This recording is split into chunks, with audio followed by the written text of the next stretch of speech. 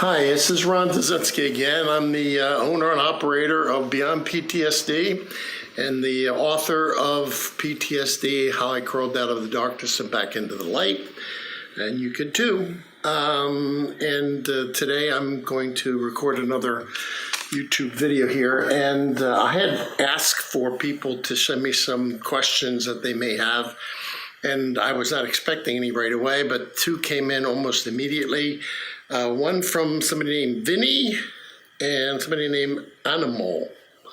So today I'm going to talk with Vinny. Now his question is a little bit humorous and he may be poking fun at me, but hopefully he will not, because I won't do this ever again. If this is just a joke, I'll let it go this time. But in any event, this is serious business, and we're here for that serious business. PTSD is not anything to laugh at. For those who suffer through it, know that it isn't. But I'll take this as a sincere question, and we'll go from there. But anyway, his question was, I had said something, I had done a video, or no, I guess I had done a blog which talked about hating the 4th of July and all the noise and everything and how it set me off and how I hated it. And I said, does anybody else have any questions regarding holidays? And I thought, Christmas or anniversaries or something like that might be a possibility. But in any event, he had written to me and said, you said something about holidays, and I hate Groundhog Day. So, okay, I guess that's on me for not being more specific. But in any event, I'm thinking to myself, I said, well, what could this be besides just a goof? And so I thought, well, I'll take advantage of it anyway.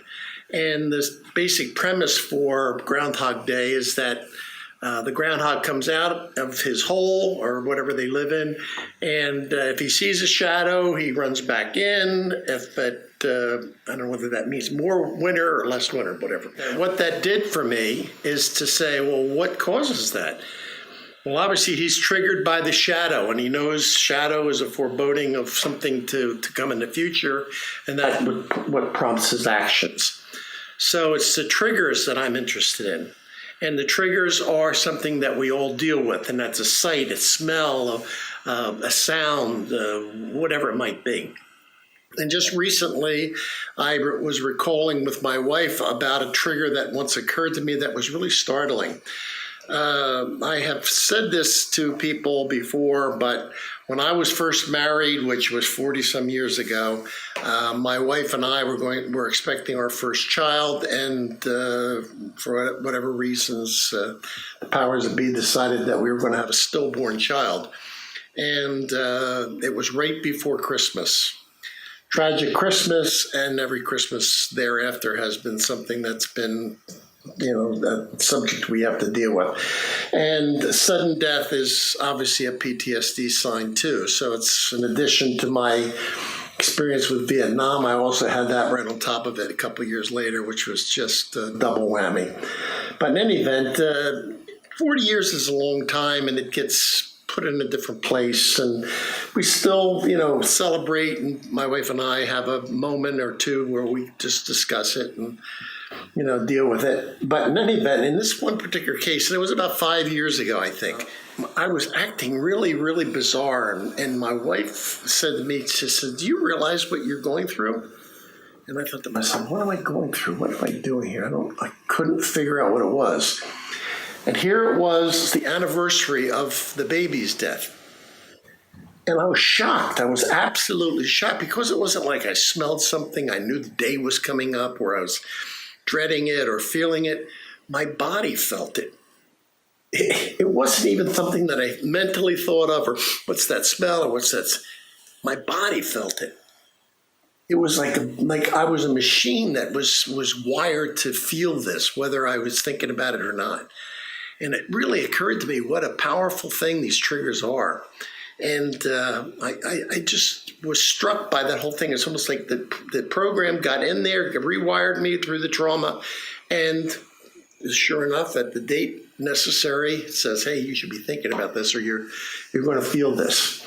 So in any event, that's my talk about the powerfulness of these triggers. You may have some yourself that are worse than that, but in any event, I wanted to bring that up and answer Vinny's question. Vinny, this is not funny, so if that doesn't answer it, I'm on to you anyway. So I'd like to see anybody send any questions. I'll deal with it any way that I can. If I don't know the answer, I'll try to find the answer for you.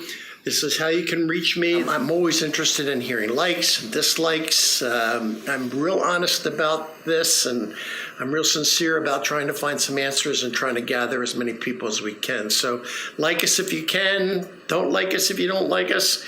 Share it with as many people as we can. 7.7 is a lot, as a million is a lot of PTSD sufferers. I can't do it all alone. I'm going to depend on you people to pick up the banner at some point and help out any way that you can. So I'm going to do as many of these as I can. If you have any questions that you'd like to ask me, I'm willing to ask. If you think you'd like to do a video that's a serious one, and that includes you, Vinny, a serious one that you'd like me to play, I'll watch them all, and if it's worth seeing, it might be worthwhile seeing somebody else besides me who has PTSD. So in any event, it's really great talking to you again. I'll be talking with you again. Hope you have a great night.